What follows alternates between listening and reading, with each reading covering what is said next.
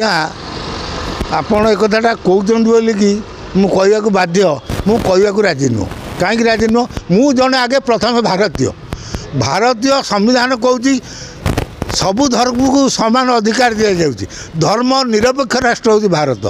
କିନ୍ତୁ ଯେଉଁ ଅବାନ୍ତର ଲୋକ କହୁଥିଲା ଏ କଥା ମୁଁ ବାଧ୍ୟ ହେଇକି କହୁଛି। ମୁଁ ପଚାରିବାକୁ ଚାହୁଁଛି, ଆଜ୍ଞା ସେ ଚ୍ୟାନେଲର ସେ ଭାରତୀୟ ନୁହଁ କି?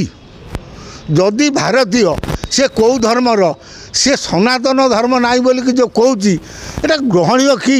ତା ଟିଭି ଚ୍ୟାନେଲରେ ସେ ଯେଉଁ ଯେତେବେଳେ ରାତି ପାଇନେ ଯାଇକି ଚ୍ୟାନେଲ ଭିତରେ ପଶୁଥିବ, ପୂଜା କରୁଥିବ, ସେ ହିନ୍ଦୁ ଠାକୁରଙ୍କୁ ହିନ୍ଦୁ ଧର୍ମକୁ ପୂଜା କରୁଛି ନା କେଉଁ ଧର୍ମ? ଯୁଆଡ଼େ ହେଲେ ତ ଗୋଟେ ଧର୍ମକୁ ପୂଜା କରୁଥିବ ନା। ତେଣୁ ହିନ୍ଦୁ ଧର୍ମ ନାହିଁ ସେ ଯେଉଁ କହୁଛି।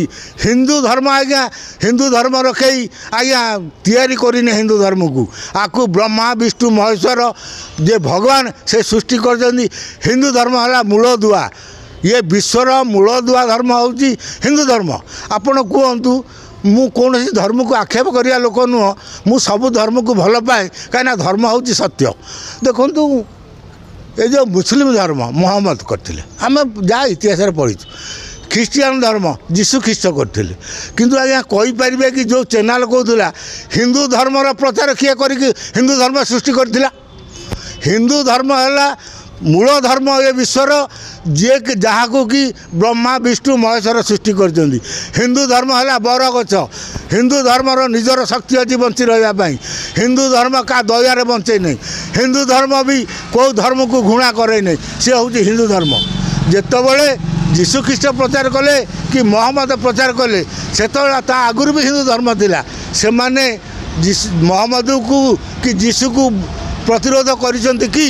ନା, ଇଏ ହେଉଛି ଧର୍ମ ନିରପେକ୍ଷ ରାଷ୍ଟ୍ର। ସନାତନ ଧର୍ମ ଗୋଟେ ଏମିତି ଧର୍ମ, ସିଏ ସବୁ ଧର୍ମକୁ ସମ୍ମାନ ଦିଏ। ସନାତନ ଧର୍ମ ହେଲା ମୂଳ ଗଛ। ବିଶ୍ୱ ଆଜି ସୃଷ୍ଟି ହେଇଛି, ମୂଳ ଧର୍ମ ହେଉଛି ସନାତନ ଧର୍ମ। ଯେଉଁ ଚ୍ୟାନେଲ କହୁଥିଲା ସେ କହିବେ କି ହିନ୍ଦୁ ଧର୍ମ ସନାତନ ଧର୍ମକୁ ସୃଷ୍ଟି କରିଛି କିଏ? ତାକୁ ବ୍ରହ୍ମା ବିଷ୍ଣୁ ମହେଶ୍ୱର ଆଦିଶକ୍ତି ଯେ ବିଶ୍ୱ ସୃଷ୍ଟି ହେବା ବେଳୁ ହିନ୍ଦୁ ଧର୍ମ ଅଛି। ଆଜ୍ଞା ଏଇ ଯେଉଁଟା କହିବା କଥା, ମୁଁ ତ ଭାବୁଛି ସେ ବୋଧେ ଭାରତୀୟ ନାଗରିକ ନୁହଁ। ବୋଧେ ସେଇ ଯେଉଁ ଚ୍ୟାନେଲ ବାଲା ସେ ବୋଧେ ଭାରତୀୟ ନୁହଁ। ଯଦି ଭାରତୀୟ ହୋଇଥାନ୍ତା, ସେ ହିନ୍ଦୁ ଧର୍ମ ବିଷୟରେ ତାର ଜ୍ଞାନ ନଥାନ୍ତା, ସେ ଏକଥା କହିଥାନ୍ତା ହିନ୍ଦୁ ଧର୍ମ ନାହିଁ। ହିନ୍ଦୁ ଧର୍ମକୁ ସୃଷ୍ଟି କିଏ କରିଛି ସେ କୁହନ୍ତୁ। ମୁଁ ଆପଣଙ୍କ ମାଧ୍ୟମରେ ସେ ଚ୍ୟାନେଲ ବାଲାକୁ ପଚାରିବାକୁ ଚାହୁଁଛି, ହିନ୍ଦୁ ଧର୍ମର ସୃଷ୍ଟିକର୍ତ୍ତା କିଏ ସେ କହିବେ କି? ଯଦି ହିନ୍ଦୁ ଧର୍ମ ନାହିଁ, ଯେମିତି ଆମର ମୁସଲିମ ଧର୍ମକୁ ମହମ୍ମଦ କରିଛନ୍ତି କି ଖ୍ରୀଷ୍ଟିଆନ ଧର୍ମକୁ ଯୀଶୁ ଖ୍ରୀଷ୍ଟ କରିଛନ୍ତି, ସେ ଚ୍ୟାନେଲ ବାବୁ ମୋତେ କହିବେ କି ସନାତନ ଧର୍ମର ସୃଷ୍ଟିକର୍ତ୍ତା କିଏ?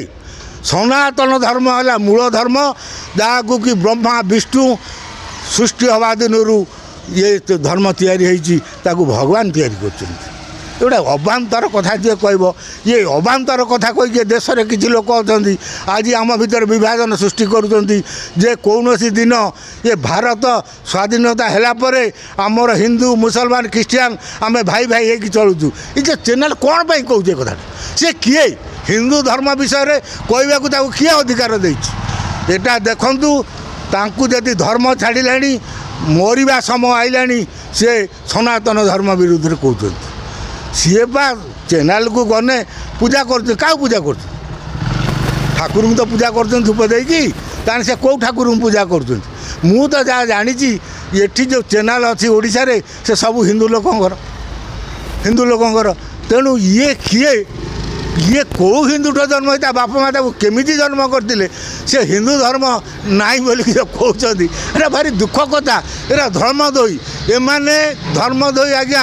ଏମାନଙ୍କୁ ଭଗବାନ କେବେ ଶାନ୍ତିରେ ରଖିବେନି। ମୁଁ ଆପଣଙ୍କ ମାଧ୍ୟମରେ କହୁଛି, ହିନ୍ଦୁ ଧର୍ମ ହେଲା ସୃଷ୍ଟିରୁ ଜନ୍ମ।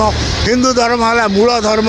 ସୃଷ୍ଟି ସମାଜ ତିଆରି ହେଲା ଦିନରୁ, ସଂସାର ତିଆରି ହେଲା ଦିନରୁ ହିନ୍ଦୁ ଧର୍ମ ଅଛି, ହିନ୍ଦୁ ଧର୍ମ ରହିବ। ହିନ୍ଦୁ ଧର୍ମ ବିକଶିତ ହୋଇଛି। ହିନ୍ଦୁ ଧର୍ମ ପାଇଁ କେହି କହିଦେଲେ କାହା କଥାରେ ହିନ୍ଦୁ ଧର୍ମ ପଳେଇବ ନାହିଁ।